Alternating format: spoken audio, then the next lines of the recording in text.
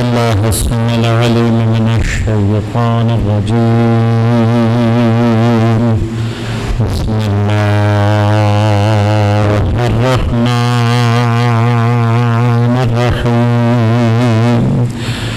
الحمد لله الذي هدانا لهذا وما كنا لنهتدي لولا أن هدانا الله. لقد جاءت رسل ربنا بالحق. الصلاة والسلام على رسول المصدق المصطفى الأمجد المحمود الأحمد أبي القاسم محمد.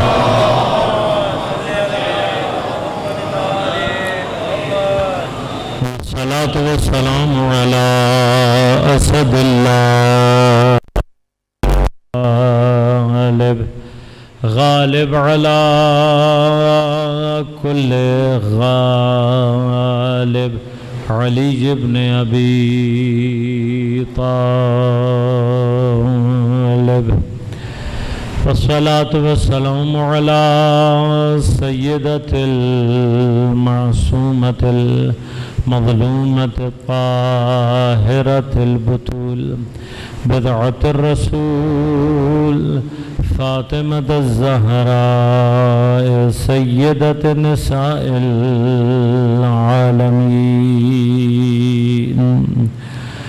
والصلاة والسلام على الحسن المجتبى والحسين المظلوم وأهل بيته الطيبين الطاهرين المعصومين المظلومين المنتجبين المنتخبين، لا سيما بقية الله في الأراضين، روحي وأرواح العالمين لتراب مقدمه الفداء.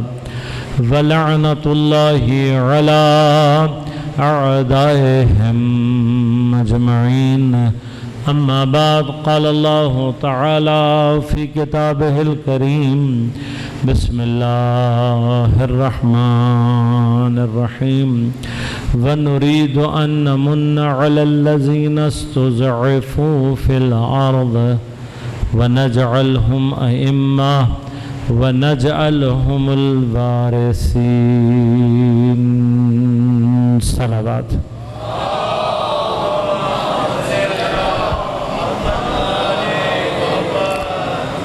مومنین کرام، سامعین محترم، عزیزان گرام قدر، حکومت مستضعفین کے عنوان سے ہماری گفتگو کا سلسلہ جاری ہے۔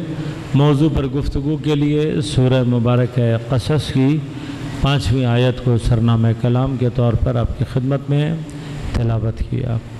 پروردگار عالم ارشاد فرما رہا ہے: وَنُرِيدُ، اور ہم نے یہ ارادہ کیا ہے، ان نمنا، کہ ہم منت گزاری کریں گے، احسان کریں گے، علی الذین استضعفوا فی الارض، ان لوگوں کے اوپر جو زمین میں ضعیف کر دیے گئے، ہم ان پر احسان کریں گے، منت گزاری کریں گے۔ بس کیا کریں گے؟ بنجعلہم ائمہ، انہی مستضعفین کو ہم زمین کے اوپر امام اور رہبر اور لیڈر قرار دیں گے۔ وَنَجْعَلْهُمُ الْوَارِثِينَ، اور انہی کو ہم زمین کا وارث قرار دیں گے۔ آپ کی خدمت میں عرض کیا، مستضعف حالت ضعف نہیں ہے۔ امکان ہے کہ کوئی ضعیف ہو، لیکن اس کے ضعف کو اگر کوئی اور آ کر ختم کر دے تو پھر یہ ضعیف تھا، مستضعف نہیں ہو سکا، مستضعف نہیں بنا۔ لہذا معاشرے کے جتنے بھی پست طبقے ہیں، کمزور طبقے ہیں، ان کو اللہ نے کمزور رکھا ہے، جس کا چاہتا ہے رزق کھولتا ہے، جس کا رزق چاہتا ہے بند کرتا ہے، دونوں کا ہی امتحان ہے۔ جس کا رزق بند کیا ہے اس کا امتحان صبر ہے، یہ کہ وہ صبر سے کام لے۔ البتہ اس صبر کا معنی کوشش نہ کرنا نہیں ہے، صبر کہیں پر بھی اس معنی میں توکل، اس معنی میں ہرگز بھی قناعت، اس معنی میں ہرگز نہیں ہے۔ یہ بعض افراد ایسے ہوتے ہیں کہ جو اپنی سستی، اپنی کاہلی کو قناعت کا نام دیتے ہیں، اپنی سستی اور کاہلی کو توکل کا نام دے رہے ہوتے ہیں۔ نہیں، سستی اور کاہلی یہ قناعت کی ڈیفینیشن نہیں ہے، اور نہ دین ہم سے یہ کہتا ہے کہ آپ فقر و فلاکت اور کمزوری کی زندگی گزاریں۔ لہذا اپنے رزق کو وسعت دینا، زیادہ کمانا مستحسن ہے، دین نے پسند کیا ہے۔ زیادہ کمانا مستحسن ہے، لیکن زیادہ کما کر فضول خرچی بھی ممنوع ہے۔ درود پڑھے گا ایک مرتبہ بلند آواز سے۔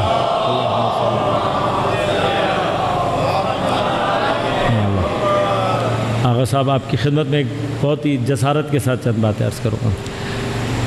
زیادہ کمانا مستحسن ہے، کمانا چاہیے زیادہ، دین سے نہیں روکتا۔ دین کیا کہتا ہے؟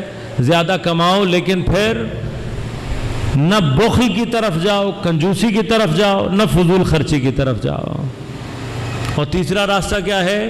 نہ جمعبری دولت کی طرف جاؤ۔ اب یہ اپنی جگہ موضوعات ہیں کہ جن کو الگ سے بیان کرنے کی ضرورت ہے، آج موقع اور محل نہیں ہے کہ دین ہمیں امیر ہونے سے نہیں روکتا، لیکن دولت کو جمع کرنے سے منع کرتا ہے۔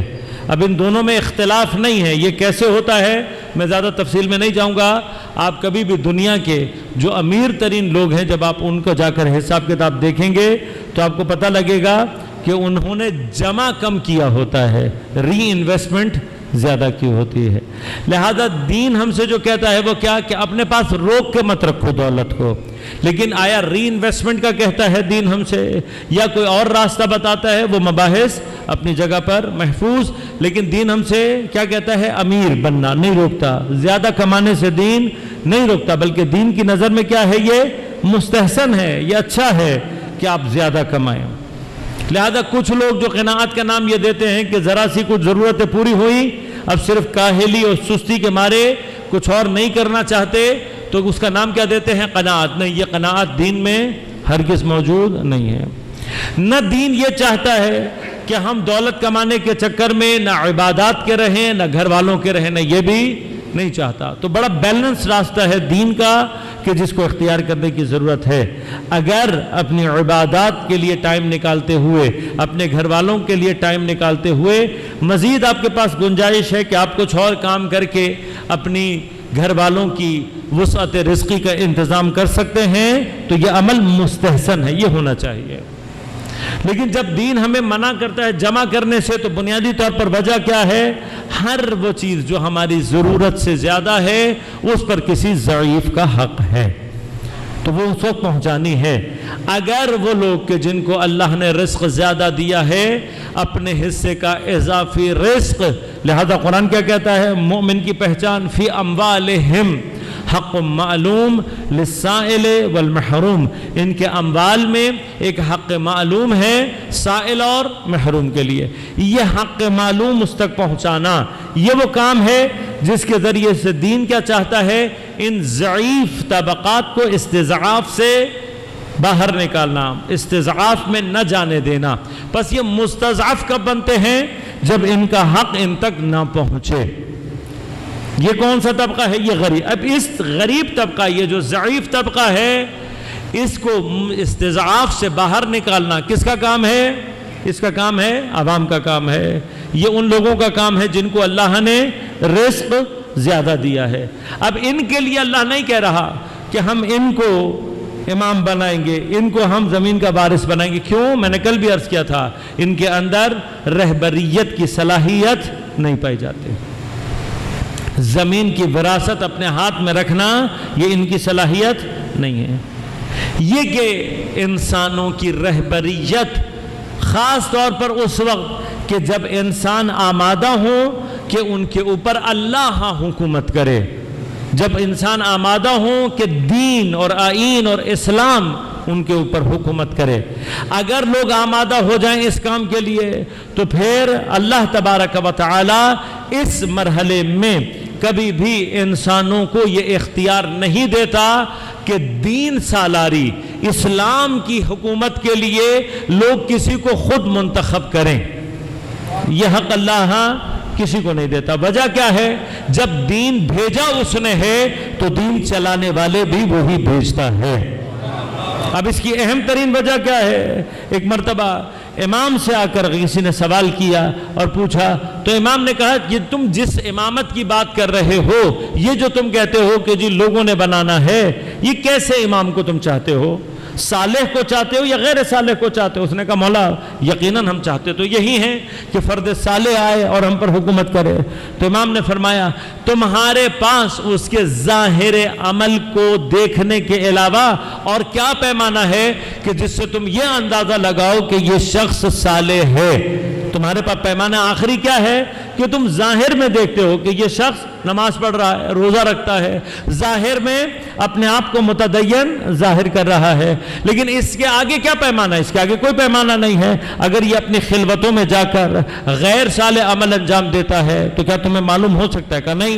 کہ اگر یہ ظاہر تو اپنے آپ کو صالح کر رہا ہو لیکن فاسد العقیدہ ہو تو کیا تمہیں معلوم ہوگا؟ کہ نہیں مولا ہمیں تو معلوم نہیں ہوگا۔ کہ جب تمہیں کچھ معلوم نہیں ہوگا تو تمہیں بنانے کا انتخاب کا حق دیا کس نے ہے؟ کچھ مقامات ایسے ہیں انسان تھوڑا سا ذرا سا اپنی عقل استعمال کرے۔ نبوت کے پورے سلسلے میں اللہ نے انبیاء کو بھی نہ نبی بننے کا حق کسی کو دیا، یہ کسبی نہیں ہے جو ہمارے ہاں بعض مکاتب نے اس طرح کی غلط ایک اپروچ اختیار کی ہے کہ جی فلاں شخص نیک تھا تو اللہ نے اس کو نبی بنا دیا۔ نہیں، ایسا کچھ نہیں ہے۔ لہذا وہ یہ جو بات کہتے ہیں یہ کیوں ہے؟ منصوص من اللہ کا انکار کریں گے تو اپنے بنائے ہوئے والوں کی جگہ ملے گی۔ اب اس کے لیے چاہے توہین نبوت کریں، چاہے توہین اللہ تبارک و تعالیٰ توہین دین کریں، اس سے غرض نہیں، اپنے والے فٹ آنے چاہیے۔ لہذا ان کو فٹ کرنے کے لیے اصلاً منصوص من اللہ کا انکار کرتے ہیں، اس طرح کی تعریفیں کرتے ہیں، اس طرح کے عقائد لے کر آتے ہیں کہ گویا اس سے نبی بھی معاذ اللہ عن ذالک کیا ثابت ہوتا ہے؟ گنہگار ثابت ہوتا ہے۔ تو یہ جتنے بھی افکار ہیں یہ سارے کے سارے باطل افکار ہیں تاکہ ان کے ذریعے سے غیر معصومین کے نفوذ کے راستے کو آسان بنایا جائے۔ لیکن اللہ تبارک و تعالیٰ کا اپنا نظام کیا ہے کہ اس نے کبھی بھی انبیاء کو بنانے کا حق اپنے علاوہ کسی اور کو نہیں دیا۔ اب انبیاء کے درمیان ہی جہاں نبوت کا سلسلہ رہا ہے وہیں پر نبوت کے ساتھ امامت کا سلسلہ ہمیشہ رہا ہے۔ نبی جہاں کہیں پر بھی امت کی رہبری کے مرحلے میں داخل ہوگا امام کہلائے گا۔ اب اگر نبی خود اس مرحلے میں داخل ہوگا تو وہ نبی ہی امام کہلائے گا، اور اگر نبی نہیں داخل ہوتا اس مرحلے میں اور نبی کے علاوہ کوئی اور آتا ہے تو وہ شخص بھی امام ہے، لیکن اس شخص کو بھی امام بنانے کا حق نبی کو حاصل نہیں ہے۔ لہذا سب سے بہترین مقام اس بات کو سمجھنے کا حضرت ابراہیم علیہ السلام ہے۔ نبوت و رسالت و اولو العزمیت کے تمام مراحل کو درک کرتے ہوئے جب اللہ تبارک و تعالی حضرت ابراہیم کو امامت اسلام، امامت مسلمین کے مرحلے کی طرف لے کر جا رہا ہے تو یہ نہیں کہہ رہا کہ ابراہیم تم اعلان کر دو کہ میں امام ہوں، یا ابراہیم خود کہیں کہ پروردگار میں تیرا نبی، میں تیرا رسول، میرے پاس اولو العزم، اب مجھے ہی تو بنا دے امام۔ نہیں، بلکہ اللہ کیا کہہ رہا ہے؟ انی جاعلک للناس اماما، اے میرے حبیب، اے میرے خلیل، اے میرے نبی، تم خود نہیں بن سکتے، انی جاعلک للناس اماما، میں تمہیں لوگوں کے لیے امام مقرر کروں گا۔ تو جب ابراہیم جیسا نبی اپنے آپ کو امام نہیں بنا سکتا تو کوئی غیر معصوم اپنے آپ کو امام بنا کر پیش کرنے کی جرأت کیسے کر سکتا ہے؟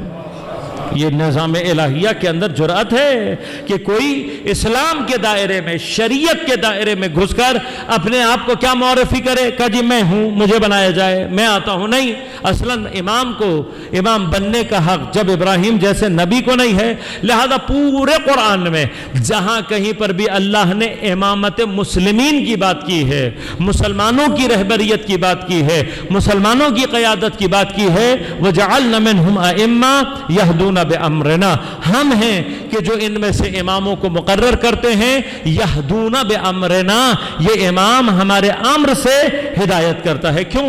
جب دین مسلمانوں پر حکومت کرے گا تو پھر کیا ہوگا؟ جب دین کرے گا تو اب دین کا چلانے والا، اس دین میں ریاست اور حکومت اس کے ہاتھ میں ہونی چاہیے کہ جو اسلام کا اجرا خدا کے امر کے مطابق کرے۔ اب ایسا شخص اگر غیر معصوم ہے تو وہ خود نہیں جانتا کہ دین کو کہاں لے کر جانا ہے، وہ خود تابع حکم ہے، لہٰذا ایسا شخص کبھی بھی اسلام کی ریاست کو اپنے ہاتھ میں نہیں رکھ سکتا۔ لہٰذا چونکہ نہیں رکھ سکتا، یہ امر مقدور نہیں ہے مسلمانوں کے لیے، لہٰذا پروردگار نے جس طرح سے نبوت کو اپنے ہاتھ میں رکھا، اسی طرح سے امامت مسلمین کو بھی پروردگار نے اپنے اختیار میں رکھا ہے۔ پس اسلام میں امام کا تعین کہیں پر بھی ہوگا، حضرت آدم سے لے کر امام زمان عجل اللہ تعالی فرجہ الشریف تک۔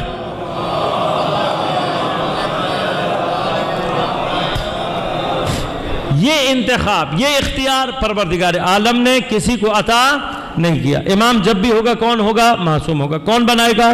اللہ۔ کیوں؟ اس لیے کہ اللہ جانتا ہے کسی کا ایمان کیسے ہے، یہ اللہ جانتا ہے کہ یہ آج صالح ہے، کل بھی صالح رہے گا یا نہیں، اس کا ماضی صالح ہے یا نہیں، اس کا مستقبل صالح ہے یا نہیں، یہ اپنی خلوتوں میں صالح ہے یا نہیں۔ اس بات کا علم چونکہ خدا کے علاوہ کسی کو حاصل نہیں ہو سکتا، لہٰذا امامت منصوص من اللہ، یہ کام صرف اور صرف کس کا ہے؟ اللہ تبارک و تعالی کا۔ اب یہ افراد کہ جو شائستہ امامت ہے، یہ مستضعف کب بنتے ہیں؟ یہ مستضعف، اب یہ خود ضعیف نہیں ہے، کل میں نے تفصیل صاحب کی خدمت میں عرض کیا، یہ مستضعف نہیں ہے، لیکن صورتحال ایجاد ہوتی ہے، اور اس صورتحال میں ان کے مقابل پر جو افراد آئے ہیں وہ کون ہیں؟ مفسدین فی الارض، یہ وہ ہیں جو زمانے میں فساد مچانے والے ہیں۔ یہ کون ہیں؟ یہ شیطان کے ہرکارے ہیں جو آتے ہیں اور ائمہ کے مقابلے پر فساد فی الارض مچاتے ہیں، اور فساد فی الارض کے میں کیا کرتے ہیں کہ یہ چونکہ مفسدین ہیں، ان کا کوئی اخلاق نہیں ہے، لہذا ائمہ کے مقابلے پر یہ ہر غلط ہتھ کنڈا استعمال کرنے کے لیے آمادہ ہیں۔ رشوتیں یہ دیتے ہیں، لوگوں کو ناحق قتل یہ کرتے ہیں، لوگوں کے گھروں کو آگ یہ لگاتے ہیں، مینیپولیشن ہر طرح کی جو غلط ہتھ کنڈا ہے وہ استعمال کرتے ہیں۔ یہ سیاست نہیں ہے عزیزان من، ہمارے ہاں بھی اس کو جو سیاست کہا جاتا ہے، اس کو خرید لو، اس کو خرید لو، اس کو دبا دو، اس کو دبا دو، اس کو مار دو، اس کو اٹھا لو، یہ سیاست نہیں ہے، یہ شیطنت ہے، یاد رکھیے گا، یہ بالکل واضح طور پر شیطنت ہے۔ اب اگر ہمارے سیاستدان طبقات میں کوئی ایسا فرد موجود ہے کہ جو یہ حرکتیں کرتا ہوا دکھائی دے رہا ہے تو اس کو سیاستدان نہ کہیں، وہ اپنے زمانے کا شیطان ہے۔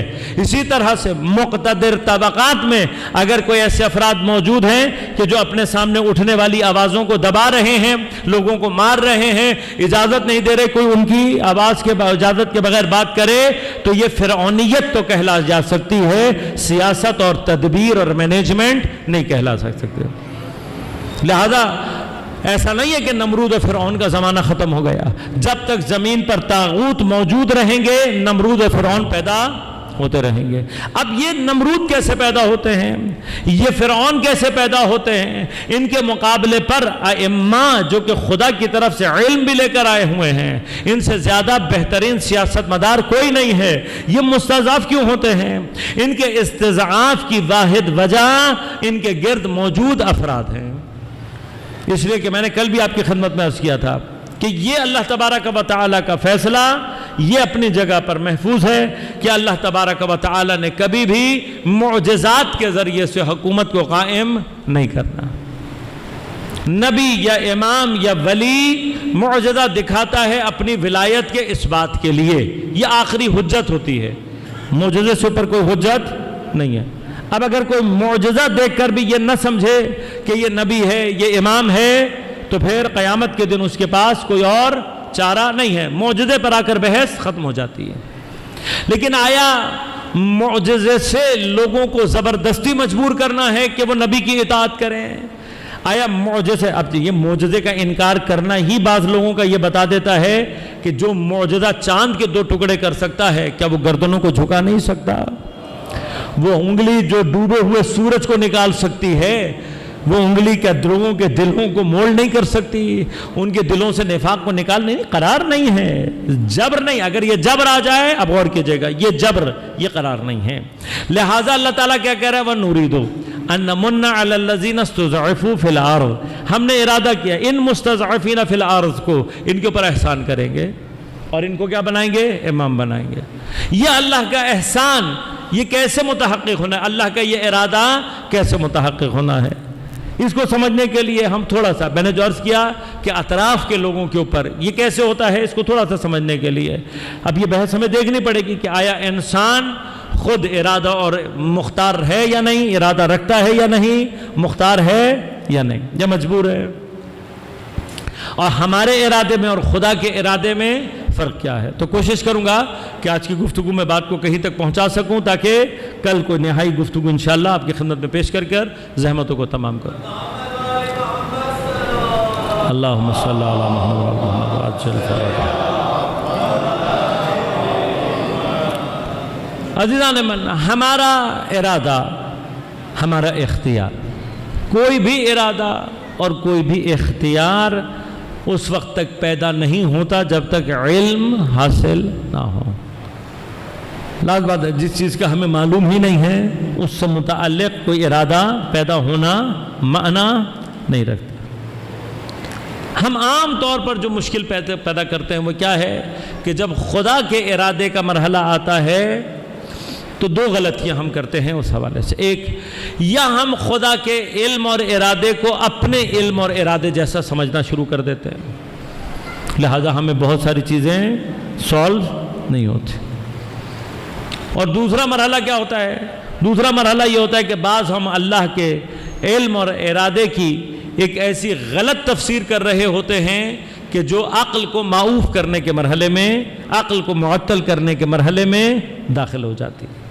ان دونوں کے آثار ہمارے اوپر برے پڑتے ہیں۔ جب ہم اللہ کے علم اور ارادے کو اپنا طرح سمجھ لیتے ہیں تو ہمیں سمجھ میں نہیں آتا کہ اللہ کرتا کیسے کام، اس لیے کہ ہم خود مجبور ہیں، ہمارا ارادہ بہت ہی ضعیف سا ارادہ، جبکہ اللہ تبارک و تعالیٰ کا علم بھی لامحدود ہے اور ارادہ بھی لامحدود ہے۔ یہ علم بھی عین ذات ہے اور ارادہ بھی عین ذات۔ ہمارے ہاں علم کا ہماری ذات کے ساتھ اتصاف تو ہے، ہم متصف بعلم تو ہو سکتے ہیں، لیکن علم ہمارے وجود کا حصہ نہیں بنتا۔ جاہل پیدا ہوئے، علم کسب کرتے ہیں اور پھر دوبارہ کوئی حالت ہمارے پر ایسی طاری ہو سکتی ہے کہ جب علم ہم سے جدا ہو جائے۔ یہی کیفیت ہے، جب پیدا ہوتے ہیں تو کیا حالت ہوتی ہے؟ اگر خدا ہمیں رونے اور چوسنے کی طاقت نہ عطا کرے تو انسان ان 2 چیزوں کے بغیر گزارا نہیں کرے۔ یہ بھی اللہ نے لطف کیا ہے کہ اس نے ہمیں رونا سکھا دیا اور کم از کم کچھ چوسنا سکھایا، یہ نہیں بتایا کیا ہے۔ لہذا چھوٹے بچے کے منہ میں آپ جو کچھ بھی ڈال دیں گے اس کو یہ نہیں پتا میں نے کیا چوسنا ہے، وہ خالی کیا کرتا ہے؟ چوسنا جانتا ہے، اس کے علاوہ کچھ نہیں۔ یہ انسان کے علم اور ارادے کی کیفیت ہے، اور جب وہ بڑھاپے کی ایک حد پہ پہنچ جاتا ہے تو کیا بچتا ہے اس کے پاس؟ نہ علم بچتا ہے اور نہ ارادہ، دوبارہ اس حالت میں آ جاتا ہے کہ اس کے منہ میں بچے کی طرح سے چیزیں ڈالی جاتی ہیں تاکہ وہ کچھ چیزوں کو، نہ منہ میں دانت رہتے ہیں نہ وہ طاقت رہتی ہے، جہاں سے ابتدا ہوئی وہیں پر۔ یہ انسان کے علم اور ارادے کی حقیقت ہے۔ اب اس بین یہ جو ہم اپنے ارادے پر اتنا اکڑ رہے ہوتے ہیں اور ہم اپنے آپ کو سمجھتے ہیں جی میں بڑا خود مختار ہوں، میں جو چاہے کروں، یہ جو چاہے کروں والا معاملہ نہیں ہے۔ انسان کو اللہ نے ارادہ اور اختیار اگر دیا ہے تو وہ ارادہ اور اختیار بہت ہی ضعیف سا ارادہ اور بہت ہی ضعیف سا اختیار ہے۔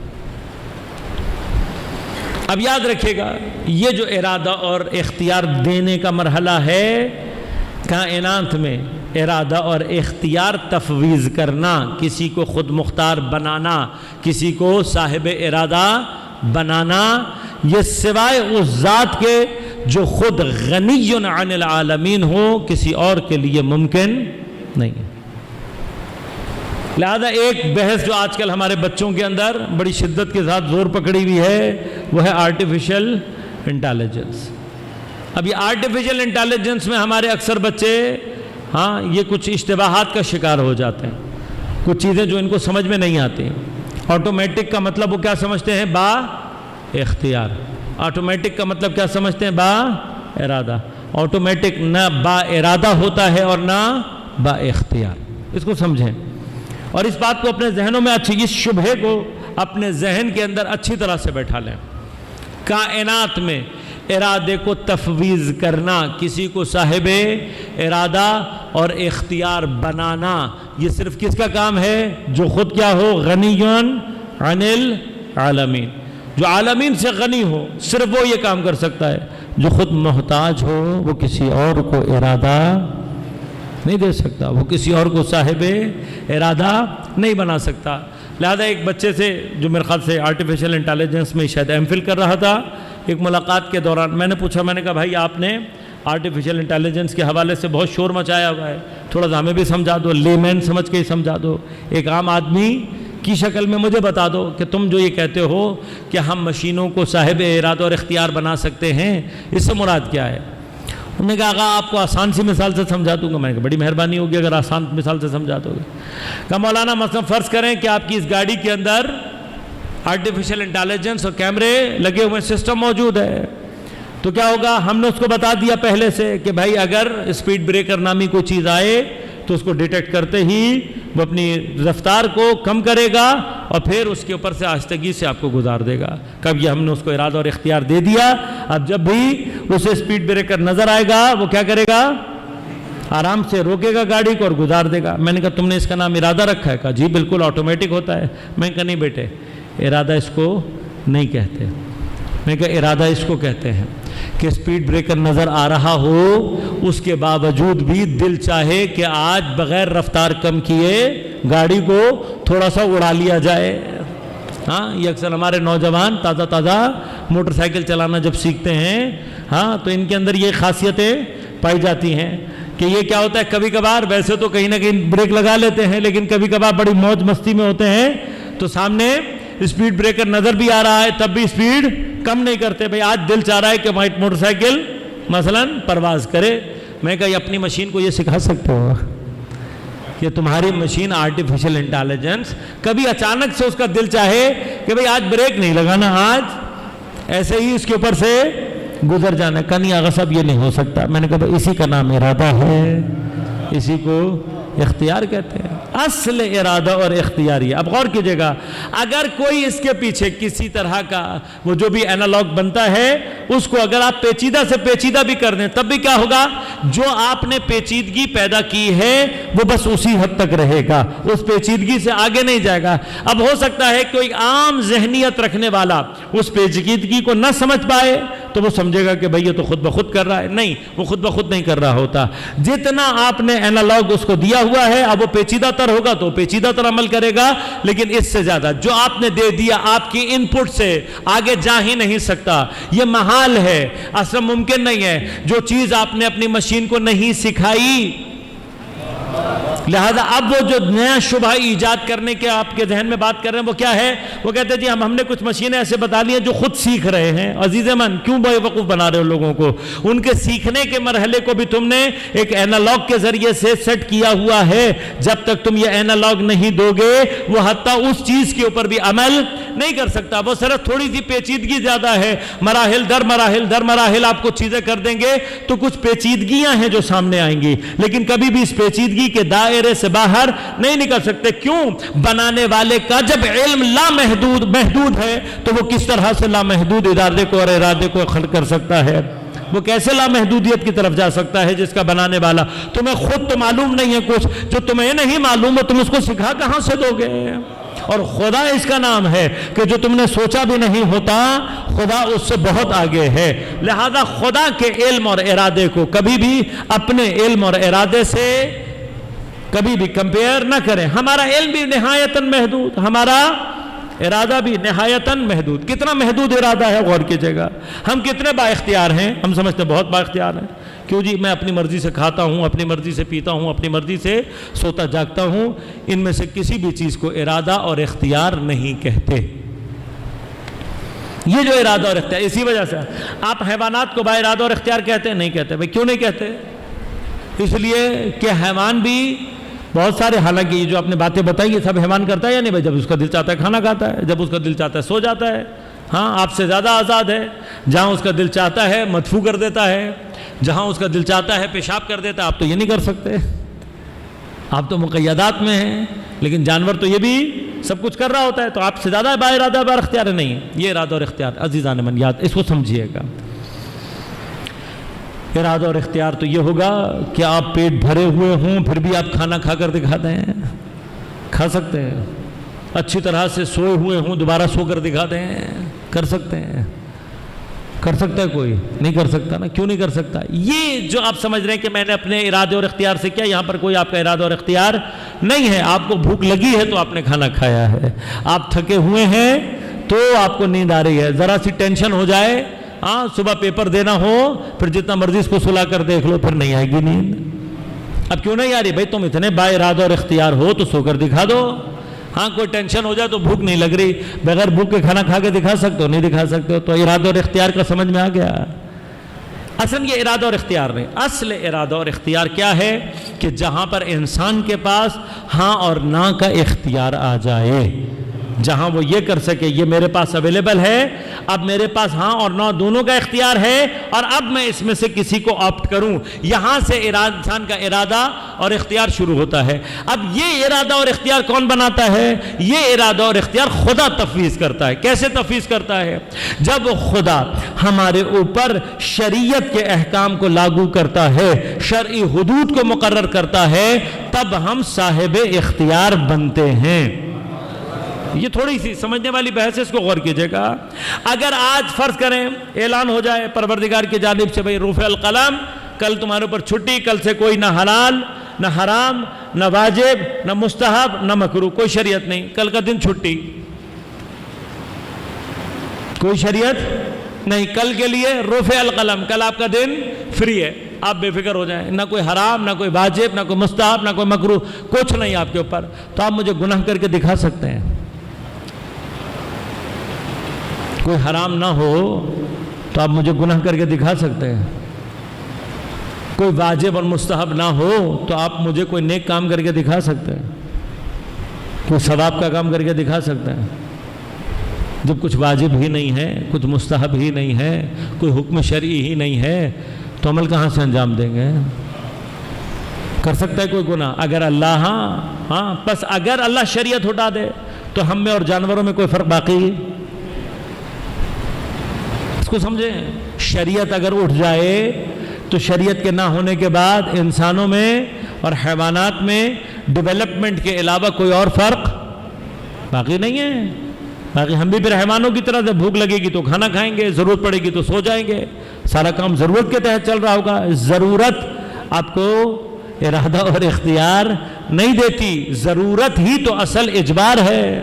کہ ضرورت نکل جائے تو پھر مجبوری کوئی نہیں ہے. بس اب اگر ضرورت نہ ہو تب بھی ارادہ اور اختیار کہاں سے آتا ہے؟ جب تک شریعت کی حدود نہ آ جائیں، جب تک شریعت کا دائرہ نہ آ جائے. لہٰذا ہمارے ہاں بعض اوقات بعض جگہوں پر بعض لوگوں کے درمیان اس طرح کے کچھ غلط عقائد موجود تھے کہ بعض اعیاد پر، بعض عیدوں کے دن انہوں نے کہا جی آج فلاں عید ہے، آج چھٹی ہے، عید کا دن ہے، آج جو مرضی کر لو، آج عید کا دن ہے، گناہ حساب نہیں ہوگا. نہیں عزیزوں، جس دن شریعت اٹھا لی جائے وہ انسان کی پستی کی طرف لے کر جاتا ہے، کمال کی طرف نہیں لے کر جاتا.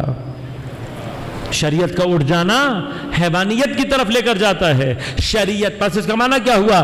یہ شریعت کا دائرہ ہے جو ہمیں انسان بنا رہا ہے. اب اگر میرے بچوں کو اتنی سی بات سمجھ میں آ جائے تو اب ان کو پتہ لگے گا کہ یہ مذہب اسلام، یہ شریعت، یہ فقہ، یہ ساری کی ساری پابندیاں بنیادی طور پر تمہیں حیوانیت کے دائرے سے نکال کر انسان بنانے کی طرف اللہ کا لطف اور کرم ہے. لہذا آپ جتنے بھی تمہارے جاننے والے، آپ یقین کریں جو بھی جس وقت شریعت کے دائرے سے باہر نکل رہا ہوتا ہے، شریعت کے دائرے سے باہر نہیں نکل رہا ہوتا، انسانیت کے دائرے سے باہر جا رہا ہو، انسانیت کے دائرے. لہذا اب یہ جو ہمارے ہاں یہ شیطانی فکریں ہیں، یہ شیطان کے وسوسے ہیں کہ جو آ کر ہمارے لوگوں کو، بچوں کو یہ کہتے ہیں کہ بھئی یہ کیا دین ہے جو تمہیں انجوائے نہیں کرنے دیتا، تمہاری آزادی کو سلب کر لیتا ہے، فلاں کر لیتا ہے. تو اب ہمارے بچوں کے پاس جواب ہونے چاہیے. جواب کیا ہے کہ تم جو یہ سمجھتے ہو کہ یہ پارٹی کرنا، یہ نمازیں نہ پڑھنا، یہ ہر وقت حلال حرام کی بحث سے باہر رہ جانا، یہ زندگی ہے؟ یہ زندگی نہیں، یہ کیا ہے؟ حیوانیت ہے. یہ حیوانیت. ثانیاً اب غور کیجئے گا، دنیا میں جہاں کہیں پر بھی اگر آپ کمال کی طرف جانا چاہتے ہیں تو کمال آپ کو بغیر تربیت کے، بغیر آپ کو مقید کیے بغیر کمال نہیں پہنچ سکتا. مثلا میں کھیلوں کی بات ہی کر لیتا ہوں. اگر کوئی بچہ پاکستان لیول پر کھیلنا چاہتا ہے، واقعاً سیریس ہے، کھیلنا چاہتا ہے، تو کیا کرنا پڑے گا؟ اس کو اچھا کوچ تلاش کرنا پڑے گا. جب آپ اچھا کوچ تلاش کریں گے تو کوچ کیا کہے گا؟ کہے گا بھئی اتنے بجے آنا، اتنے بجے جانا، یہ کھانا، یہ مت کھانا، ایسے لوگوں کے ساتھ بیٹھنا، ایسے لوگوں کے ساتھ مت بیٹھنا. ہاں اب یہ بچہ جو کوچ کی باتوں پر عمل کر رہا ہے، اس کی مقابلے پر وہ بچے جو گلی کے بس گلی ڈنڈی سے ان کی زندگی آگے نہیں جاتی، کہاں گلی محلے میں کھیل کر اپنے آپ کو بڑا فنکار سمجھ رہے ہوتے ہیں، تو یہ ایسے بچوں کا مذاق اڑاتے ہیں. کہتے بھئی یہ کوئی تمہاری زندگی ہے، اتنے بجے جاؤ، اتنے بجے آؤ، یہ مت کھاؤ، وہ مت کھاؤ. لیکن یہ بچہ جانتا ہے نا کہ یہ کوچ جو مجھے بتا رہا ہے، یہ جو ٹریننگ مجھے دے رہا ہے، یہ جو مجھے سختی کر رہا ہے، اس سے میں اس کمال تک پہنچوں گا. اب یہ بچہ جس کا آج مذاق اڑایا جا رہا ہے، جب یہ کلر کھیل رہا ہوتا ہے، اسکرینوں پر آتا ہے، تو یہی گلی ڈنڈے کھیلنے والے، یہی گلی کوچوں میں اپنے آپ کو چیمپئن سمجھنے والے اس کے سامنے آ کر کہتے ہیں بھائی یار تم تو بڑے زبردست نکلے، تم تو بہت تگڑ پہنچ گئے. پھر جب وہ ترقی کرتا ہے، اس کے بعد بڑی گاڑی آ جاتی ہے، بڑا بنگلہ آ جاتا ہے، پھر یہی آ کر اس کو کہتے ہیں ہاں بھئی یہ کار تمہاری ہے؟ وہ کہا ہاں میری کار ہے. یہ بنگلہ تمہارا ہے؟ ہاں میرا ہے. بھئی تم تو بڑی ترقی کر گئے. تو اب اس کو یاد دلانے کی ضرورت ہے نا کہ جب تم میرا مذاق اڑا رہے تھے، جب تم مجھ سے کہہ رہے تھے کہ تمہاری زندگی میں کوئی انجوائمنٹ نہیں ہے، تمہاری زندگی میں کوئی پارٹی نہیں ہے، کوئی آزادی نہیں ہے، تمہاری آزادی نے تمہیں کہاں پہنچایا، میری قید نے مجھے کہاں پہنچایا. اب زندگی کے ہر شعبے میں یہ ہے، تعلیم میں یہی مرحلہ ہے، کھیل میں یہی مرحلہ ہے. ہر کمال کی طرف جانے والا، اب یاد رکھے گا، کمال کی طرف کا جو سفر ہے وہ ان راستوں کے بغیر کبھی بھی، اب وہ جو سارا دن اپنے گھر میں سوتا رہے، ساری راتیں تھڑے پر بیٹھا رہے، نہ تعلیم کے مقابلے میں کہیں پہنچتا ہے، نہ کھیل کے مقابلے میں. کسی بھی دنیا کی فیلڈ میں اگر کمال کی طرف سفر کرنا ہے تو آپ کو ان سختیوں سے گزرنا پڑے گا. بس جو انسان کو حقیقی کمال کی طرف لے جانے والا مدبر ہے، وہ جو کہ انسان کو اس کے کمال پر لے جانے والا مربی ہے، اس مربی کو رب تعالی اللہ تبارک و تعالی کہتے ہیں. یہ جو اس نے شریعت کا دائرہ بنایا ہے، یہ شریعت کا دائرہ تمہیں کمال پر پہنچانے کے لیے بنایا ہے. ایسا نہیں ہے کہ دین ہمیں انٹرٹینمنٹ سے منع کرتا ہے. دین نے عید کا تصور رکھا ہی اسی لیے ہے، دین نے خوشی کا تصور رکھا ہی اسی لیے ہے. لیکن کیا کہا؟ اپنے وقت پہ کرو، اتنے بجے اٹھو، اس ٹائم پر یہ کرو. یہ سب کچھ کس لیے ہے؟ اگر تم یہ سمجھ جاؤ کہ یہ وہ مربی ہے جو مجھے انسانیت کے کمال پر لے جانے والا ہے، تو تمہیں شریعت کبھی بھی بوجھ نہیں لگے گی. بس اب غور کرنا، یہ شریعت کا دائرہ ہے جو اپنے ابتدا میں تمہیں حیوانیت سے نکال کر انسانیت میں لے کر آتا ہے. اب تم یہ سمجھ رہے ہو کہ یہ شریعت مجھے روکتی ہے، اتنے بجے اٹھو، اتنے بجے یہ کرو، اتنے بجے وہ کرو، یہ سختیاں نہیں عزیزوں.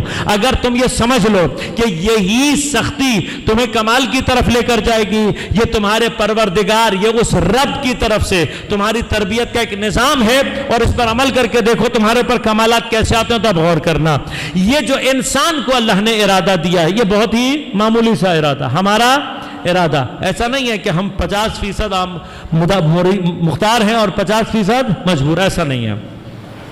حضرت امیر علیہ السلام سے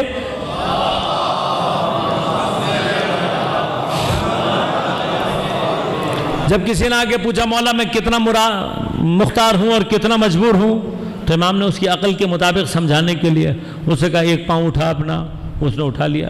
امام نے فرمایا اب دوسرا اٹھا، اس نے کہا مولا نہیں اٹھا سکتا، بکا سمجھ لے اتنا ہی تو مختار ہے۔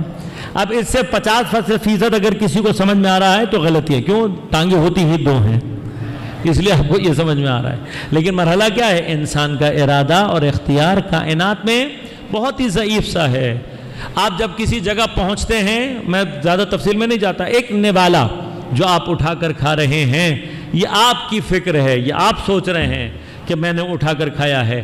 یہ نوالا کون سے مراحل کو طے کر کر آپ تک پہنچا ہے، اور آپ کون سے مراحل کو طے کر کے اس نوالے تک پہنچے ہیں، اگر ان کو سوچنے کے لیے بھی بیٹھیں گے تو لا تحصوہا، آپ کبھی بھی ان کا احصاء نہیں کر سکتے۔ یہ ساری کی ساری وہ نعمتیں ہیں جو شامل ہوتی ہیں تو انسان ایک نوالا اپنے منہ میں ڈالنے کے لیے قابل۔ ابھی تو آپ اور نوالا ایک دوسرے تک پہنچے ہیں، پہنچنے کے بعد آپ کیا سمجھتے ہیں کہ یہ آپ ہیں جس نے اٹھا کر اپنے ہاتھ سے منہ میں ڈالا؟ نہیں، ایک پورے اس سسٹم میں صرف ایک جوائنٹ فریز ہو جائے، آپ اپنے ہاتھ سے نوالا اٹھا کر اپنے منہ میں،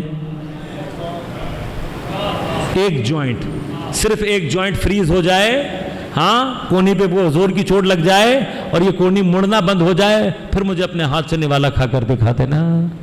اس ہاتھ کے اندر کتنے مسلز ہیں، اس ہاتھ کے اندر کتنی ہڈیاں ہیں جو مل کر یہ طاقت ادا کر رہی ہیں۔ کوئی ایک مرحلہ ہاں تھوڑی سی دیر کے لیے ہاتھوں میں ضعف پیدا ہو جائے، نوالا کبھی اپنے گھروں میں بوڑھوں کو دیکھنا، کبھی اپنے گھر میں بچوں کو دیکھنا، اور پھر فیصلہ کرنا کتنے مختار ہو۔ منہ میں پہنچانے کے بعد ذرا سا فریز ہو جائے جبڑا تو مجھے چبا کے دکھا دینا۔ ہاں ذرا سا یہ جبڑا فریز ہو جائے، چوٹ لگ جائے، آدمی چبانے کے قابل نہیں رہتا۔ کس نے دی یہ طاقت؟ کس نے یہ سارے انتظامات کیے؟ اور پھر تمہارا ارادہ اور اختیار بس یہاں تک ہے کہ اس کو لا کر منہ میں چبا کر اور گلے سے اتار، جیسے ہی گلے کے اس طرف گیا، تمہارا ارادہ اور اختیار ہے یا کسی اور کا ارادہ اور اختیار ہے؟ تو کہاں بیٹھے ہو ارادے کی دنیا میں؟ یہ ضعیف ترین ارادہ، یہ ظریف ترین اختیار کہاں سے آیا ہے؟ یہ بھی پروردگار عالم عطا کرتا ہے تو انسان کے پاس ہے۔ اب یہ ارادہ اور اختیار، یہ میں نے عرض کیا کہاں پیدا ہوتا ہے؟ یہ پیدا ہوتا ہے اس وقت جب شریعت کا دائرہ آتا ہے۔ اب اس ضعیف اور اس بہت ہی محدود سے ارادے اور اختیار کو اگر بڑھانا ہو تو کیا کرے؟ یہ کب بڑھتا ہے، اس میں کب اضافہ ہوتا ہے؟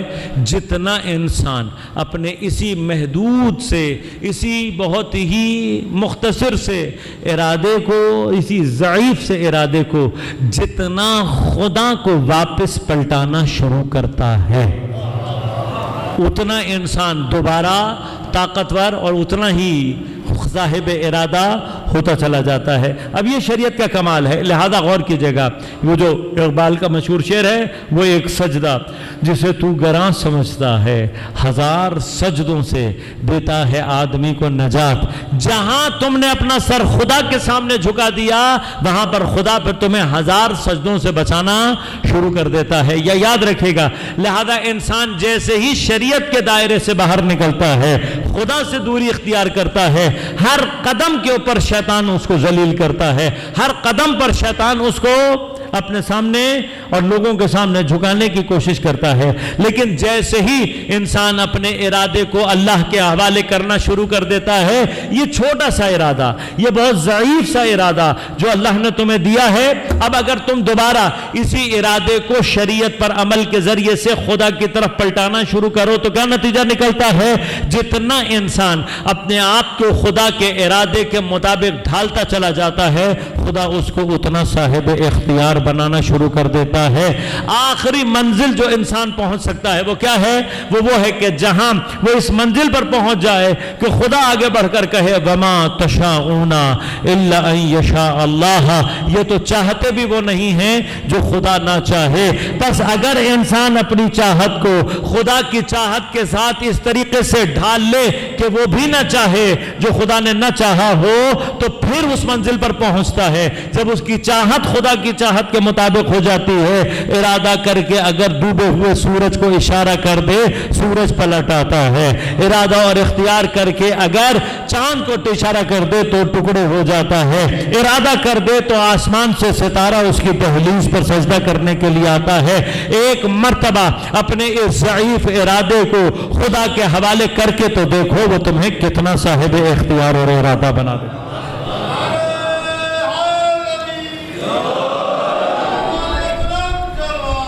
اللہم صلی اللہ. صاحب ارادہ اور اختیار بننا ہے تو کیا کرنا ہوگا؟ اپنے اسی ضعیف سے ارادے اور اختیار کو خدا کے حوالے کرنا ہے. اتنی سی بات ہے. جتنا کرو گے اتنا صاحب ارادہ اور اختیار بنتے چلے جا. ہم نے اپنا ارادہ خدا کے ارادے کے حوالے کرنا ہے. کل انشاءاللہ عرض کروں گا کہ خدا کا ارادہ اس کی کیفیت کیا ہے اور حکومت مستضعفین کا مرحلہ کیا ہے. لیکن ایک مرحلہ یہاں آج طے کروں گا گفتگو کا کہ اللہ تبارک و تعالیٰ کے کچھ ارادے ایسے ہیں کہ جو اس نے ہم انسانوں پر موقوف کر رکھے ہوئے ہیں. یہی اپنا ارادہ خدا کے سپرد کرنا. لہذا اب یہ جتنی بھی گناہ اور ثواب کی کیفیت ہے اس کا کیا تعلق؟ خدا نے ہمیں ارادہ اور اختیار دے دیا. اب یہ مرحلہ یہ نہیں ہے کہ آپ کوئی نیک کام اس لیے کرتے ہیں کہ خدا کو پتہ ہوتا ہے یا کوئی شخص گناہ اس لیے انجام دیتا ہے کہ خدا کو علم ہے. یہ ایک بحث ہے اپنے اندر اور بہت سارے لوگوں نے ان چیزوں کا علم اور ارادہ الہی کی غلط تفسیر کر کے بہت سارے ظالموں کو بچانے کی کوشش کی ہے. اور ہمیشہ سے جو ظالم حکومتیں رہی ہیں انہوں نے ارادہ الہی کی غلط تفسیر صرف اس لیے کی ہے تاکہ اس کے ذریعے سے اپنے گناہوں اور اپنے مظالم کو ڈیفائن کر سکیں. لہذا اکثر حکمرانوں کو یہ ہوا کہ جب ان سے کہا، انہوں نے کہا بھائی اگر اللہ نہ چاہتا تو میں حکومت پر پہنچتا. اب یہ جو بیچارہ مسلمان کہ جس کے عقیدے ہی ٹھیک نہیں ہوتے وہ کنفیوز ہو جاتا ہے. وہ کہتا ہاں یہ تو ہے، اگر اللہ نہ چاہتا تو یہ کیسے پہنچ جاتا؟ تب اس کو کیا سمجھتا ہے؟ اللہ کی مرضی. یہ تحریک کے وہ بڑے بڑے اشتباہ. اور آج بھی ایک بڑی تعداد لوگوں کی ایسی ہے کہ جن کو یہ بات سمجھ میں نہیں آتی. اگر آپ اس کو یوں تصور کر لیں تو اس کا مطلب کیا ہوا؟ ظالم اگر اللہ کے ارادے سے بیٹھا ہوا ہے تو نعوذ باللہ من ذالک اللہ نے اس کا ارادہ کیا ہے کہ ظالم ہم پر مسلط ہو. نہیں، اللہ تبارک و تعالیٰ نے اب اس کا ارادہ اور علم چونکہ بے نہایت ہے اور ہمارے ارادے اور اختیار سے اس کے اوپر کوئی اثر نہیں پڑتا، غنی عن العالمین ہے، لہذا اس کے بہت سارے کام ہمارے کاموں کے جب اس نے ہمیں ارادہ دے دیا تو اب ہم سے تو غنی ہے، وہ ہمارے کرنے نہ کرنے سے اسے فرق نہیں پڑتا. تو جب نہیں پڑتا تو کیا ہوتا ہے؟ انہی تمام چیزوں کا فرق دوبارہ گھوم کر ہمارے ہی طرف آنا ہے. اس کا فائدہ اور نقصان ہمیں ہی ہونا ہے. بس آپ اگر نماز پڑھیں گے اس کا اختیار اللہ نے آپ کو دیا ہے یا نہیں دیا؟ اگر آپ اللہ کے ارادے کی وجہ سے نماز پڑھ رہے ہیں تو پھر آپ کو ثواب کوئی نہیں ملے گا. اگر آپ اللہ کی وجہ سے نماز نہیں پڑھ پا رہے تو گناہ نہیں ہونا چاہیے. یہ جب کہا جاتا ہے کہ اللہ تمام چیزوں کا ارادہ کرتا ہے تو بالآخر اب غور کیجئے گا، یہ نماز پڑھنے کی جو توفیق آپ کو حاصل ہوگی اور اس کا جو آپ کے اندر طاقت اور قدرت ہے وہ سب کس کا دیا ہوا ہے؟ خدا کا. اس اعتبار سے ارادہ خدا بندی یہاں پر موجود ہے.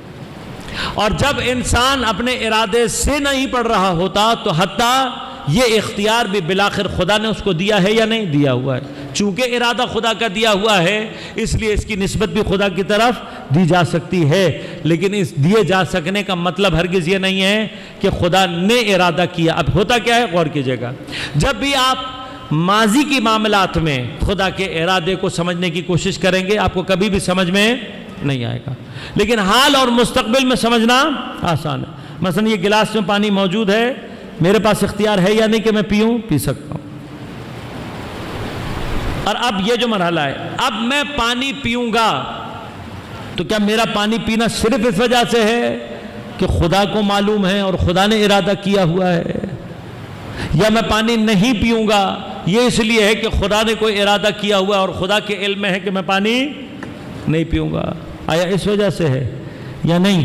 میرے پاس ارادہ ہے، میں چاہوں تو پانی پی لوں، چاہوں تو پانی نہ پیوں. تو جب ہم یہاں کھڑے ہو کر دیکھتے ہیں تب ہمیں پتہ لگتا ہے میرا پانی پی لینا یا نہ پینا علم خدا میں موجود ہے، دونوں چیزوں کا ارادہ اس نے مجھے چونکہ دونوں کا ہی دیا ہوا ہے، لہذا اس کے ارادے کے دائرے سے باہر نہیں ہے۔ لیکن اس آن میں کہ میں پانی پیوں یا نہ پیوں، اس کا ارادہ میرے پاس ہونا یہ بتاتا ہے کہ خدا کا علم اور ارادے کی کیفیت ایسی ہے۔ اسی لیے کہا ہے آپ سے جو شروع میں عرض کیا کہ واحد ذات جو خود غنی عن العالمین ہو وہی ہمیں ارادہ اور اختیار دے سکتی ہے۔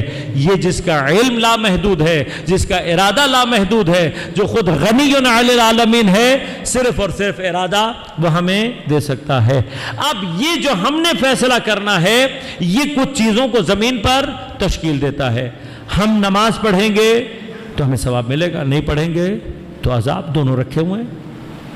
ہم ایمان پر عمل کریں گے جنت میں جائیں گے، نہیں کریں گے تو دوزخ میں جائیں گے۔ بس یہ ہمارے ارادے اور اختیار میں۔ ایسا ہی ارادہ اور اختیار ہمیں امام اور نبی کے مقابلے پر اپنے عمل کے ذریعے سے انجام دینا ہے۔ اگر ہم امام کا ساتھ دیں گے تو زمین پر حکومت الہیہ قائم ہوگی، اگر ہم امام کا ساتھ نہیں دیں گے تو زمین پر حکومت اسلامیہ قائم نہیں ہوگی بلکہ حکومت فاسقین اور مفسدین قائم ہوگی۔ اگر اسلام حکومت کرے گا تو عدل ہوگا، انصاف ہوگا، ترقی ہوگی۔ اگر فاسقین اور فاسدین کی حکومت آئے گی تو ظلم ہوگا۔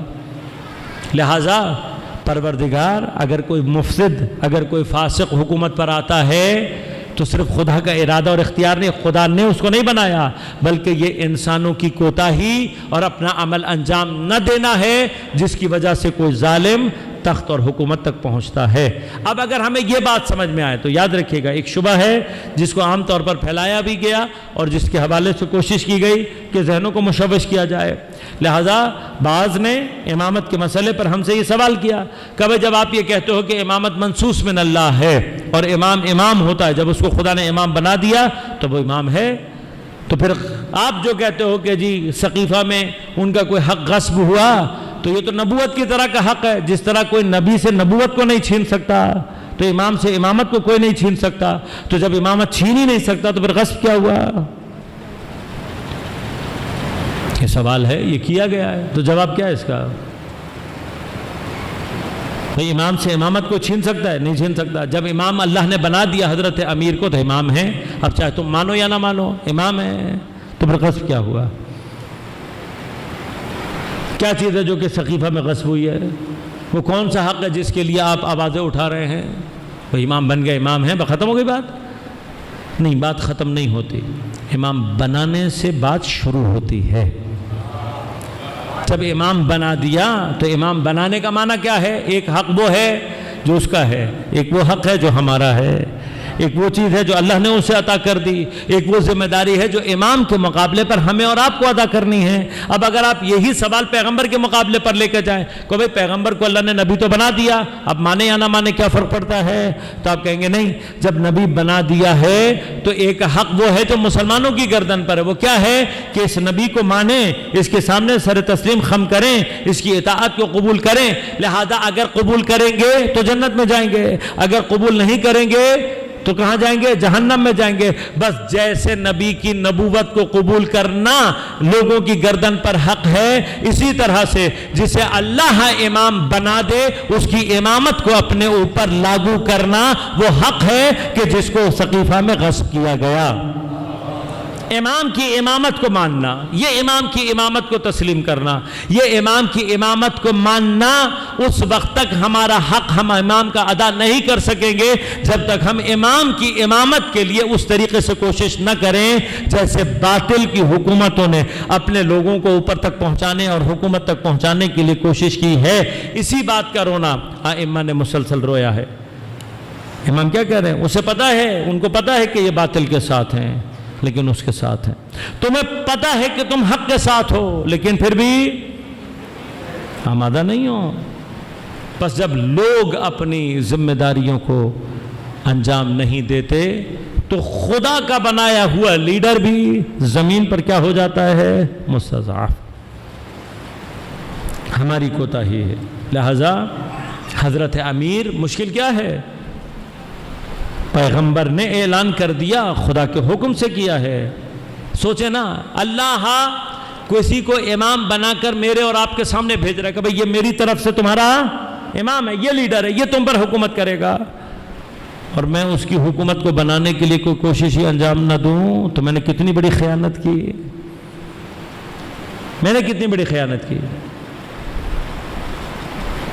مرحلہ عزیزہ من یہ ہے کہ اللہ تبارک و تعالی معجزات کے ذریعے سے زور زبردستی مجبور کر کے لوگوں کو نہ مسلمان بنانا چاہتا ہے اور نہ امام کی امامت کو ان کے اوپر لاگو کرنا چاہتا ہے۔ لہذا اگر 4 یا 6 سے زیادہ افراد حضرت امیر کے ساتھ جمع نہ ہوں تو وہ جو کل کی کائنات پر اختیار رکھتا ہے، جس کا ہاتھ پلٹا ہوا سورج، جس کے ہاتھ پر خیبر تنکے کی مانند ہو جاتا ہے، اس کے گھر کے دروازے کو آگ بھی لگتی ہے اور اس کی ناموس پر ہاتھ بھی اٹھایا جاتا ہے۔ امام حسن مجتبیٰ علیہ السلام کی مشکل کیا ہے؟ بہترین امام ہے، لیکن جب ساتھ دینے والے دولت کے آگے جھک جائیں تو امام تنہا رہ جاتا ہے۔ امام حسین کیا بتا رہے ہیں؟ اگر 200 بھی ایسے افراد مرد اور خواتین مل کر آ جائیں کہ جن کی صفوں میں منافق نہ ہوں، جو کہ واقعاً مؤمن ہوں، تو پھر امام تلواروں سے بھی گھبراتا نہیں ہے۔ باقی ائمہ کا درد کیا رہا ہے؟ باقی ائمہ کا درد یہ رہا ہے، امام سجاد گوشہ نشین نہیں ہے۔ آج 1400 سال گزرنے کے بعد، جبکہ کربلا سے ہمارا 1400 سال کا فاصلہ ہے، اگر کوئی سید بھی ہے درمیان میں تو کم از کم 50 یا اس سے زیادہ پشتوں کا فاصلہ ہے۔ اس کے باوجود اگر کربلا میرے جیسے گناہگار کے سینے میں آگ لگا دیتی ہے تو سوچو سید سجاد جس نے کربلا کو اپنی آنکھوں سے دیکھا، کربلا کو اپنی آنکھوں سے دیکھا، لہٰذا سید سجاد قلب کیسے حضرت کا پارا پارا نہ ہو، اس قلب میں آگ کیسے نہ لگی ہو، یہ آنکھیں کیسے خون کے آنسو نہ روئیں جنہوں نے کربلا اور کربلا سے آگے بڑھ کر کوفہ و شام کے مناظر اپنی آنکھوں سے دیکھے ہوں۔ لیکن کیا یہ خون کے آنسو رونا، یہ عزاداری، یہ قلب کی کے اندر حرارت، یہ صرف یہ ہے کہ حضرت سجاد نے گریہ کیا؟ کیا حضرت سجاد منتقم کربلا نہیں ہے؟ آج مجھ جیسے گناہگار کو اگر موقع مل جائے تو کربلا کے خلاف آج بھی بات کرنے والے، یزیدیت کے حق میں آج بھی نعرہ لگانے والوں کی نسلوں کو برباد کر دیں۔ یہ ہماری کمزوری ہے جو آج ہمارے ملک میں کوئی یزید کے لیے نعرہ لگا رہا ہے۔ یہ ہماری، اس سب کا یاد رکھیے گا، اس سب کا سوال ہم سے اور آپ سے کیا جائے گا قیامت کے دن۔ کیسے جرأت ہوئی پاکستان کی سرزمین پر یہ ناپاک نعرہ لگنے کی؟ یہ ہماری کمزوریاں ہیں۔ اب اپنے آپ کو پہچانو۔ ہے کسی کی جرأت کہ جا کر کسی ہمسائے ملک میں جا کر یہ نعرہ لگا سکے؟ ہے کسی کے اندر جرأت؟ نہیں ہے نا۔ ہمارے اور آپ کے درمیان کیسے یہ جری پیدا ہو گیا؟ یہ ہمارے اور آپ کے اختلافات کا نتیجہ ہے۔ یہ ہمارے اور آپ کا، یہ وہ کمزوری ہے کہ جو ائمہ کو گھروں میں بیٹھنے پر مجبور کرتی ہے۔ تاریخ کے آئینے میں جھانکنے کی ضرورت نہیں ہے ہم لوگوں کو، ہمیں صرف اپنے گریبانوں میں جھانکنے کی ضرورت ہے۔ کاش ہم اپنے گریبانوں میں جھانکنے کی کوشش کریں تو ہمیں پتہ لگے آج بھی وہ خبیث افراد موجود ہیں کہ جو امامت کے حق سے اس کو گرانے کے لیے منبروں سے بیٹھ کر انحرافی گفتگو کرتے ہیں، بچوں کے ذہنوں کو مشوش کرتے ہیں، کربلا کے اہداف کو مشوش کرنے کی کوشش کرتے ہیں، بار بار یہ کوشش کرتے ہیں عزاداری کرو، گریہ کرو، تم بخشے جاؤ گے۔ جناب زینب نے اسی لیے کوفہ کے رونے والوں کو بددعا دے کر یہ سمجھایا تھا، ہمیں تمہارے آنسو نہیں چاہیے، جو ہاتھ ہماری نصرت کے لیے نہیں اٹھ سکتا اس کا ہمارے لیے سینے پر پڑنا کوئی معنی نہیں رکھتا۔ جب تک تمہارے سینے میں پڑنے والا ہاتھ اپنے زمانے کے یزید کے منہ پر تماچا نہ بنے، تمہارا ہمارا کوئی رابطہ نہیں ہے۔ جتنا مرضی اپنے سینے پیٹ لو، جتنا مرضی گریہ و فریاد کر لو، تمہارا یہ نالہ و فریاد اہل بیت کو نہیں چاہیے۔ ہر وہ آنسو جو حسین کی نصرت بن کر نکلے، ہر وہ ہاتھ جو یزید کے منہ پر تماچا بن کر نکلنے کے لیے اٹھے، وہ ماتم حسین ہے، وہ عشق حسین ہے جس کی ضرورت ہے۔ صرف گریہ، صرف عزاداری، صرف آنسو بہاتے رہ جانا، عملی میدان میں کچھ نہ کرنا، گھروں میں دبک کے بیٹھے رہنا، یہ ائمہ کو نہیں چاہیے۔ اور ایسے ہی افراد نے، بہترین افراد، ان سے بہترین کائنات میں کوئی نہیں ہے۔ اور پھر اگر ان سے بہترین کوئی نہیں ہے اور ہم ان کے بہترین اگر اصحاب ثابت نہیں ہو سکے تو پھر ہم سے زیادہ برا کوئی نہیں ہے تاریخ میں. ہمیں اس بات کو سمجھنے کی ضرورت ہے. اتنے بہترین ائمہ کسی کو مل سکتے ہیں؟ آج ایک آدمی ذرا سا اٹھ جاتا ہے, ذرا سا دو باتیں کہہ دیتا ہے, آپ کو امریکہ کی غلامی سے نجات دلانے کے لیے, پاکستان کو ترقی دلانے کے لیے ایک تعداد ہے جو کہ اس کے لیے جان دینے کے لیے تیار ہے. اور وہ جو زمین پر عدل و انصاف کو قائم کرنے والا ہے, جس کے ذریعے سے ظلم و جور اور استبداد اور استکبار نے خاتمہ پیدا کرنا ہے, جو دل کی ٹھنڈک ہے محمد مصطفیٰ صلی اللہ علیہ وآلہ وسلم کی, جو زہرا اور علی کی تمنا ہے, جو کربلا کا منتقم ہے, جس نے آ کر عدل و انصاف کو حقیقی معنی میں قائم کرنا ہے, اس امام کے چاہنے والے کہاں بیٹھے ہوئے ہیں؟ کیا ہمارا عمل ہے امام کی حکومت بنانے میں؟ آج تک ہم نے امام کی حکومت بنانے کے لیے کیا اقدام انجام دیا ہے؟ صرف امام کہنے سے امام نہیں بن جاتا. لہٰذا یہ دکھ ہے سید سجاد کے دل میں, اور امام نے اسی وجہ سے جتنے بھی انقلابات کربلا کے بعد پیدا ہوئے ہیں, یہ ہے اب سیاست. اس طریقے سے امام سجاد نے ان کاموں کو انجام دیا کہ آج تک دنیا ریشے ڈھونڈتی پھر جاتی ہے, اسے امام تک کوئی ریشہ پہنچتا ہوا نہیں ملتا. لہذا بعض احمق یہ خیال کرتے ہیں کہ شاید امام نے کوئی سیاسی عمل انجام نہیں دیا. نہیں, جتنے بھی انقلاب ہیں, یہ چاہے قیام توابین ہو, چاہے قیام مختار ہو, اپنا بیٹا زید ایسے تربیت کر کے دیا ہے کہ اس نے اپنی جگہ پر قیام کیا. قیام شہید فخر, جتنے بھی قیامہ ہوئے ہیں وہ سارے کے سارے امام سید سجاد کی اسٹریٹجی کا نتیجہ ہے. لیکن دل خون کے آنسو رو رہا ہے. کیوں؟ سید سجاد کربلا کے عین شاہد ہیں. لہذا جب شام کے بازار میں پیغمبر کا صحابی سہیل ساعدی پہنچا اور اس نے دیکھا کہ اتنا رش ہے, تو اس نے چاہا کہ بازار کی طرف نہ جائے, لیکن خود کہتا ہے میرا ضروری کام تھا, مجھے جانا پڑ گیا. اتنا رش میں نے زندگی میں کبھی نہیں دیکھا. کہ اب جب پہنچا ہوں اور رش میں ذرا سا داخل ہوا تو دھکم پھیل نے مجھے بے قابو کر دیا. اب رش اور دھکے کے ساتھ جہاں جہاں مجھے لے کر جا رہا ہے میں بھی اس کے ساتھ ساتھ جا رہا ہوں. کہا جب ہاتھ اور پاؤں قابو آئے, تھوڑا سا استحکام ملا, تو دیکھا عین قافلے کے سامنے پہنچ چکا ہوں, اسیروں کے کاروان کے سامنے. کہا اب جو سر اٹھا کر دیکھا تو دیکھا کہ ایک مریض گلے میں توق ہے, ہاتھوں میں ہتھکڑیاں, پیروں میں بیڑیاں, سر جھکائے کھڑا ہے. کہ اب جب یہاں تک پہنچ گیا تھا تو سوچا کہ پوچھ لوں کون ہے. سلام کیا. کہ جیسے ہی میں نے سلام کیا, اس مریض نے ایک نگاہ حسرت میرے اوپر ڈالی اور بڑے دکھ بھرے لہجے میں مجھ سے کہنے لگا, اس دیار غریبہ میں ہم پر سلامتی بھیجنے والا تو کون ہے؟ یہ درد ہے سید سجاد کا. کہا ہم جب سے اس دیار میں آئے ہیں, یا ہمیں دشنام ملا ہے, یا پتھر مارے گئے ہیں, یا ہم پر کچرا اور آتش پھینکا گیا ہے, کہیں ہم پر گرم پانی پھینکا گیا ہے, سلامتی بھیجنے والا تو کون ہے؟ کہا سہیل ساعدی ہوں, پیغمبر کا صحابی ہوں, مسلمانوں کے پیغمبر کا صحابی, نام سہیل ساعدی ہوں. کیا جاننا چاہتا ہے؟ کہا جاننا چاہتا ہوں آپ لوگ کون ہیں, کہاں سے آئے ہیں؟ کہا ہمارا تعلق بھی مدینۃ النبی سے ہے. مدینۃ النبی کا نام سنا, سہیل کہتا میں پریشان ہو گیا. کہ میں تو سمجھ رہا تھا کہ آپ کوئی غیر مسلم لوگ ہیں جن کو اس طریقے سے اسیر کر کے لایا گیا ہے. مسلمان کو اس طریقے سے اسیر کر کے لانا پیغمبر کی سنت نہیں ہے, اسلام کا حکم نہیں ہے. کوئی اگر مسلمان غلطی بھی کرے تو اس کے ساتھ یہ سلوک روا نہیں ہے. کہا آپ مسلمان ہیں, مدینۃ النبی, میں خود مدینہ کا رہنے والا ہوں. کس محلے سے تعلق ہے؟ کہا محلہ بنی ہاشم سے. سہیل کہتا میں کانپ کر رہ گیا, محلہ بنی ہاشم تو پیغمبر کی ذریت ہے. سہیل کہتا میں تقریباً سبھی کو جانتا ہوں, میں نے آپ کو پہچانا نہیں. ایک مرتبہ سر کو بلند کر کے کہا سہیل غور سے دیکھ, علی ابن الحسین زین العابدین ہوں. سہیل کہتا جیسے ہی میں نے حضرت کو پہچانا, ایک مرتبہ امامہ زمین پر پھینکا, سر پیٹ کر رو کر کہنے لگا مولا مولا آپ یہاں, یہ آپ کے ساتھ ہوا ہے. سید الشہداء کا امام حسین کہاں ہیں؟ باقی اہل بیت کے ساتھ کیا ہوا؟ کہا دیکھ کے نیزوں پر جتنے سر ہیں. یہ میرے خانوادے کے سر ہیں، یہ رسول کے گھر والوں کے سر ہیں۔ سہیل نے پوچھنا چاہا کہ مولا یہ اونٹوں پر بیبیاں کون ہیں؟ ایک مرتبہ امام نے ڈانٹ کر کہا سہیل اپنی نگاہوں کو نیچے رکھنا، یہ اونٹوں پر جو بیٹھی ہیں یہ رسول کی بیٹیاں ہیں، یہ رسول کے گھر کی بہویں ہیں۔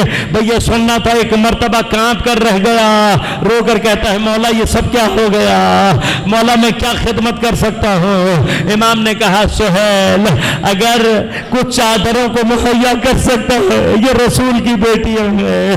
ارے اہل بیت اطہار کس قدر مظلوم ہو گئے ہیں، جو کائنات کو دینے والے ہیں چادر کا سوال کر رہے ہیں۔ سہیل دوڑ کر گیا، کہا میں نے کچھ چادریں خریدی، بیبیوں میں تقسیم کی، ابھی بیبیوں نے چادروں کو سر پہ رکھا تھا، ایک مرتبہ نیزے بلند ہوئے، بیبیوں کے سروں سے چادروں کو دوبارہ اتار لیا گیا۔ سہیل کہتا میں روتا ہوا آیا، میں نے آ کر امام سے کہا مولا یہ چادریں نہیں دینے دے رہے، کوئی اور حکم کوئی اور کام ہو جو میں کر سکوں۔ امام نے کہا سہیل یہ جو سروں کو بلند کیے ہوئے ہیں نیزوں پر لیے ہوئے ہیں ان سے کہہ کے ذرا سا اونٹوں سے فاصلہ اختیار کر لے۔ سہیل کہتا میں نے کہا مولا اس سے کیا ہوگا؟ کہا سہیل اب بھی سید سجاد سے برداشت نہیں ہوتا، ارے کچھ فاصلہ ہوگا، نگاہیں کچھ تو تقسیم ہوں گی، کچھ سر کا تماشا کرے۔ سہیل کہتا ہے میں آگے بڑھا، جس نے سر سید الشہداء کو اٹھایا ہوا تھا اس سے میں نے درخواست کی، بہت اس سے کہتا رہا، اس نے میری بات نہ مانی۔ میں نے کہا صحابی پیغمبر ہوں تو اس سے درخواست کر رہا ہوں، اس نے تب بھی میری بات نہ مانی۔ میں نے اسے کہا میں تجھے پیسے دیتا ہوں، لیکن اس نے میری بات کی طرف توجہ نہیں کی۔ کہا اب میں حیران پریشان بیٹھا تھا کیا کروں، اتنے میں نے دیکھا کچھ دور چبوترے پر کچھ عورتیں بوڑھی بیٹھی ہوئی تھیں، 4 بوڑھی عورتیں دامن میں پتھر لیے ہوئے ہیں اور پتھر سر سید الشہداء کو مارنا چاہتی ہیں، لیکن پتھر حضرت کے سر تک پہنچ نہیں رہا۔ انہوں نے اس کو اپنے پاس بلانے کی کوشش کی لیکن ان کے پاس نہیں گیا۔ اتنے میں ایک ملعونہ نے اپنے گلے میں سے قیمتی ہار نکال کر اس سر والے کو دکھا کر چبوترے کے پاس زمین پر ڈال دیا۔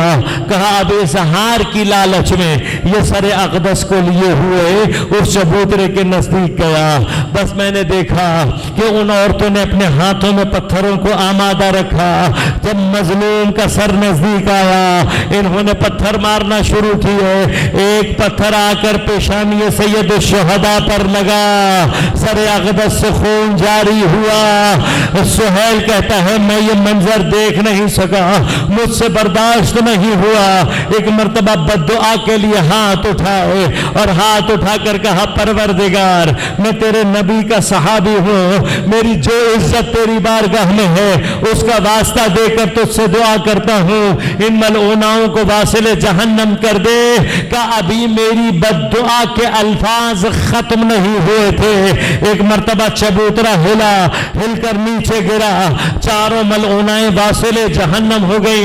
کہ ابھی میں دیکھ رہا تھا سید سجاد اپنی ہتھکڑیوں کو سنبھالے میرے پاس آئے اور آ کر مجھ سے کہا سہیل تو ایک پتھر کی ضربت کو برداشت نہ کر سکا اور تو نے بددعا دے دی، ارے مجھ سید سجاد سے پوچھ، میرے دل سے پوچھ، میں نے اپنی آنکھوں سے ارے اپنے بھائی علی اکبر کو سنا لگتے ہوئے دیکھا، میں نے اپنے بھائی قاسم کے ٹکڑوں کو دیکھا، میں نے عون محمد کے جنازوں کو دیکھا، ارے اپنے چچا کے بازوؤں کو کٹتے ہوئے دیکھا، ارے اپنے علی اصغر کو تیر لگتے ہوئے دیکھا، ارے میں نے اپنے بابا کو کند خنجر سے ذبح ہوتے ہوئے دیکھا، ارے بابا کا لباس لٹتے ہوئے دیکھا، اپنے بابا کے جسد اطہر پر گھوڑوں کو دوڑتے ہوئے دیکھا، ارے میں نے خیموں کو جلتے ہوئے دیکھا، میں نے رداؤں کو چھنتے ہوئے دیکھا، میں نے پیغمبر کی ذریت کو بازاروں اور درباروں میں غلاموں کی طرح سے گھسٹتے ہوئے دیکھا، لیکن ہمارے محمد نے بددعا نہیں کی۔